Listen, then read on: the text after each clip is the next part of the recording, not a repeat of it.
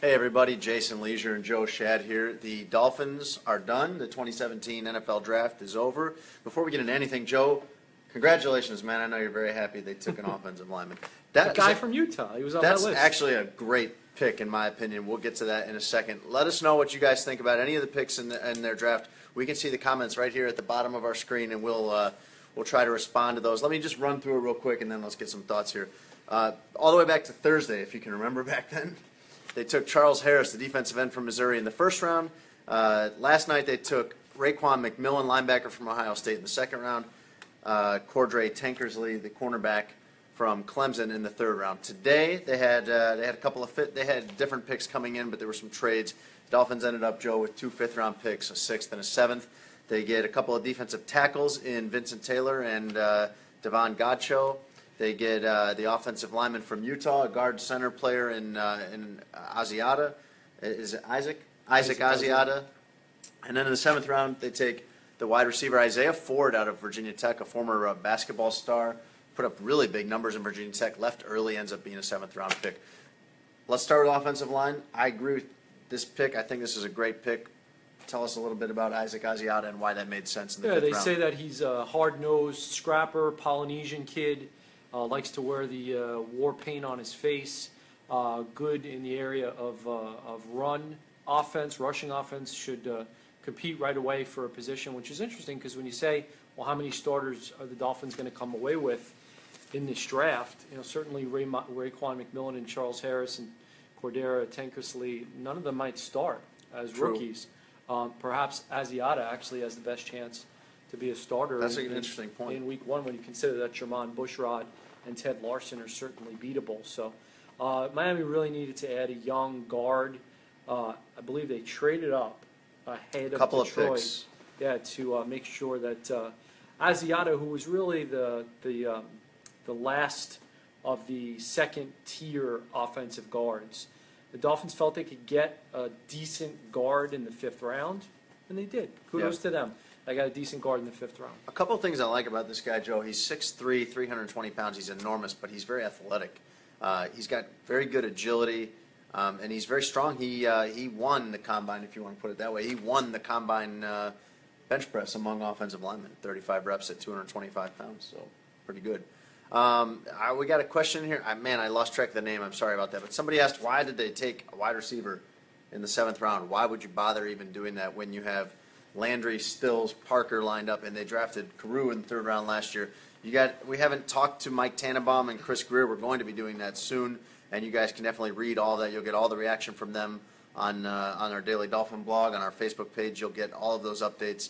But do you have any theories before we talk to them on why they took a wide receiver in the 7th round? Rashawn Scott, the undrafted wide receiver out of Miami, actually dressed late in the season for the Dolphins. Ahead of Carew. Ahead of Leonte Carew. So, we don't know where Carew's, future is headed.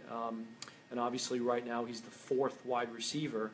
But, they probably felt that that player, based on his speed, his jumping ability, his athleticism, really warranted being drafted higher than the 7th round. I'm quite sure that Chris Greer would simply say he was the highest rated player on their board, and they felt they were lucky to get him. That'd be logical, though, don't you think? Wouldn't you just take whoever the best you can get when you're talking about a 7th round pick? In particular, this one was a mid to late 7th round pick. I mean, if you get anything out of that, regardless of position, that's pretty good. Yeah, I mean, usually you use those spots for somebody that you think has a really big upside. Yeah, or maybe a quarterback if you're one of those teams that believes in drafting a quarterback every year. Interesting, they did not draft a quarterback and they did not draft a safety. Or a tight end. They you think they need a tight end, I don't think they need a tight end. I think they needed a safety. But I think they're fine. I think they addressed their needs well. They needed a defensive end, a defensive tackle, a linebacker. I was going to say outside linebacker. McMillan can play either or. They needed a guard. And they needed a corner, and they needed 2 defensive tackles. So I think they actually did address their needs quite well. Darren Lockey writes in, I believe that was Darren. The name's already disappearing on me. How much do you think they regret the Carew trade and trading up to draft him last year? Adam Gase probably wouldn't tell you that he regrets that, but a year in, they know a lot more about him, and they decided late in the season, like you said, that Rashawn Scott was a better player than him.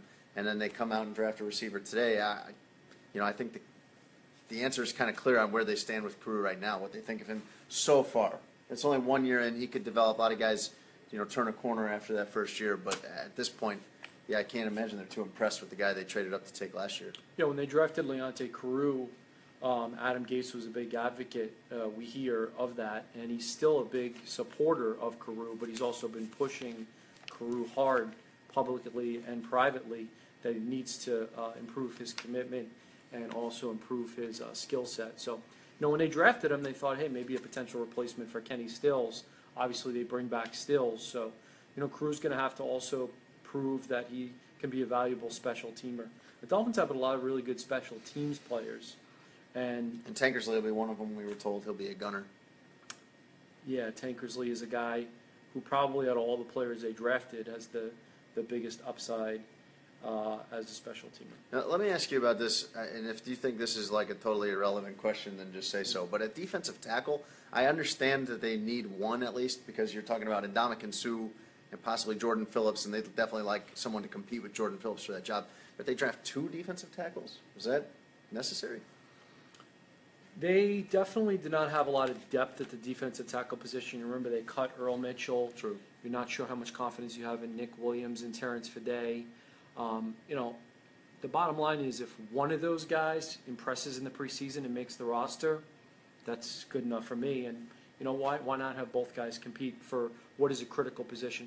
If you swing and miss on one of those guys, then you're really kind of in a bind in terms of depth at defensive tackle because they need one of those 2 guys to actually play this year, not like just make the team, but like actually play and create pressure and be decent against the run. As far as how these guys fit in for next year, you basically have Harris will be a backup like William Hayes coming in at defensive end, part of that rotation. Joe, you already kind of went through. You already mentioned that you think Asiata might have the best shot at starting. Raekwon McMillan might be kind of a part-time player out there, depending on what down it is or what formation they're going against. And then Tankersley, he'll be the 3rd corner at best. He's not going to overtake, I wouldn't think, Maxwell and Howard just like that. No, there is the possibility that if Tankersley is lights out in practice and in the preseason, that they could start him on the outside and try to move Xavier Howard to the inside. True. Bobby McCain, who we love, great guy, scrappy fighter, not necessarily having the lockdown on the slot position. I'm wondering, in your opinion, when you look at the draft class that they have here of who they took, which veteran that they already had on the roster is most in jeopardy of losing their spot? Well, who do you say should be most worried about this draft class? Yeah. Well, when you look at Harris, I think that the ideal situation is Cam Wake grooming him. Right. When you look at Raekwon McMillan, if I'm Neville Hewitt, I'm a little bit worried about what does this mean for me. If I'm Koa Misi, I'm a little bit worried about what does this mean for me. Tankersley, if I'm Tony Lippett, I'm wondering what exactly does this mean for me. And I think the good point you bring up about drafting 2 defensive tackles and Shepard, good point. Jordan Phillips. Jordan Phillips has as much talent as anybody that the Dolphins drafted over the last 3 days, but it's not all about talent. It has to do with preparation, work ethic, commitment, motor, all those things. The Dolphins are eager to see if Phillips can reach his potential. And that's been a thing they've been trying to assess with this draft class. And you wrote about this with the psychologists they were using and things like that because Jordan Phillips was unmistakably a talent. We talked to one of the Oklahoma guys at the Combine. They gave us some insight on just what an amazing specimen he is. And they thought enough of him to take him in the 2nd round when they did. And then there's been a major work ethic problem. There's been a major discipline problem with him.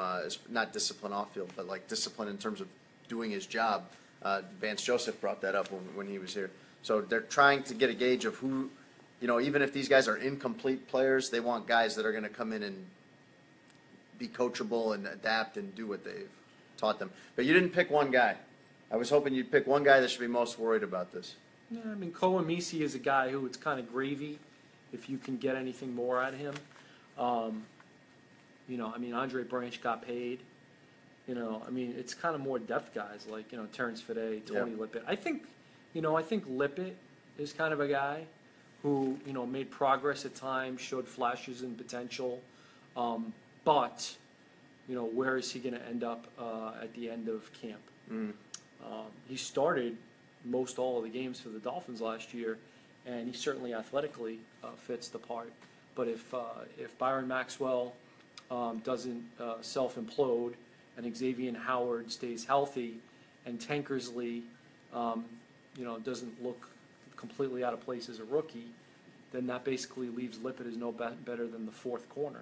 Which, it's okay to have some depth. One of the big objectives of this draft was to create more depth, especially on defense. And, the Dolphins, they did get that done. This is the second draft class for the trio that we talk about a lot. Chris Greer, the general manager, Mike Tannenbaum, and Adam Gase. Their second time working together, a full cycle for it this time as opposed to a year ago. Last year they barely drafted any defensive players. I think maybe one or two cornerbacks, Lucas and Howard. This year, almost entirely a defensive draft, Joe. When you look at especially the top of their draft, Harris, McMillan, and Tankersley, that could be a core for them going forward. Maybe not right away, but starting as early as next year, you could see those three guys kind of be the core of this defense, along with obviously Ndamukong Suh and Rashad Jones. Lawrence Timmons just got here, but he can't play forever. He's only got 2 years left on his deal, and so the idea is that maybe McMillan plays some on the outside on first and second downs or obvious rundowns, third and short, and then eventually succeeds McMillan by moving from the outside to the inside. Tankersley, in an ideal situation for the Dolphins, in a year from now, if he has not replaced the cut Byron Maxwell, then that would be disappointing to the Miami Dolphins. And certainly, we'd all like to see Cameron Wake play for 2 more seasons. But perhaps if Harris lives up to his potential, that creates the opportunity for Cameron Wake to reverse roles with Harris in 2 years, with Wake being the pass rush specialist on third down, and Charles Harris getting more of the repetitions. I'm curious how Cameron Wake will accept the idea of, as you mentioned, bringing in Charles Harris, and basically it's like, here, Cam, train your replacement.